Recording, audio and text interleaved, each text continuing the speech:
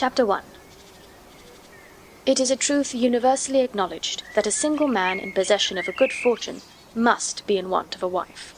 However little known the feelings or views of such a man may be on his first entering a neighbourhood, this truth is so well fixed in the minds of the surrounding families that he is considered the rightful property of some one or other of their daughters. "My dear Mr. Bennet," said his lady to him one day, "have you heard that Netherfield Park is let at last?" Mr. Bennet replied that he had not. "But it is," returned she, "for Mrs. Long has just been here, and she told me all about it." Mr. Bennet made no answer. "Do you not want to know who has taken it?" cried his wife impatiently. "You want to tell me, and I have no objection to hearing it." This was invitation enough. "Why, my dear, you must know. Mrs. Long says that Netherfield is taken by a young man of large fortune from the north of England, that he came down on Monday in a chaise and four to see the place, and was so much delighted with it that he agreed with Mr. Morris immediately, that he is to take possession before Michaelmas, and some of his servants are to be in the house by the end of next week." "And what is his name?" "Bingley." "Is he married or single?" "Oh, single, my dear, to be sure. A single man of large fortune, 4,000 or 5,000 a year. What a fine thing for our girls!" "How so? How can it affect them?" "My dear Mr. Bennet," replied his wife, "how can you be so tiresome? You must know that I am thinking of his marrying one of them." "Is that his design in settling here?" "Design? Nonsense! How can you talk so? But it is very likely that he may fall in love with one of them, and therefore you must visit him as soon as he comes." "I see no occasion for that.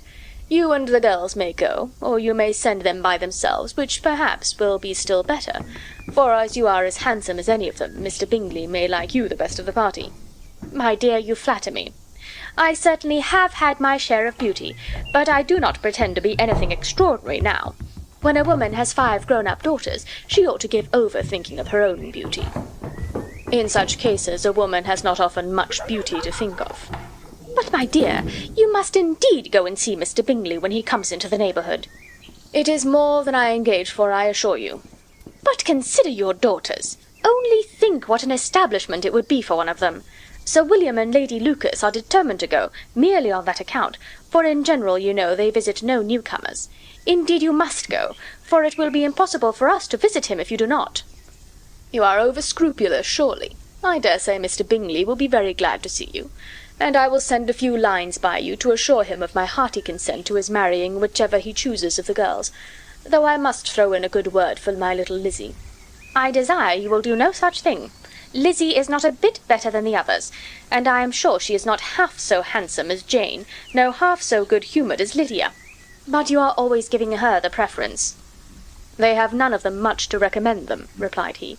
"They are all silly and ignorant like other girls, but Lizzie has something more of quickness than her sisters." "Mr. Bennet, how can you abuse your own children in such a way? You take delight in vexing me. You have no compassion for my poor nerves." "You mistake me, my dear. I have a high respect for your nerves. They are my old friends. I have heard you mention them with consideration these last 20 years at least." "Ah, you do not know what I suffer." "But I hope you will get over it, and live to see many young men of 4,000 a year come into the neighbourhood." "It will be no use to us if 20 such should come, since you will not visit them." "Depend upon it, my dear, that when there are 20, I will visit them all." Mr. Bennet was so odd a mixture of quick parts, sarcastic humour, reserve, and caprice, that the experience of 23 years had been insufficient to make his wife understand his character. Her mind was less difficult to develop. She was a woman of mean understanding, little information, and uncertain temper. When she was discontented, she fancied herself nervous. The business of her life was to get her daughters married. Its solace was visiting and news. End of chapter 1.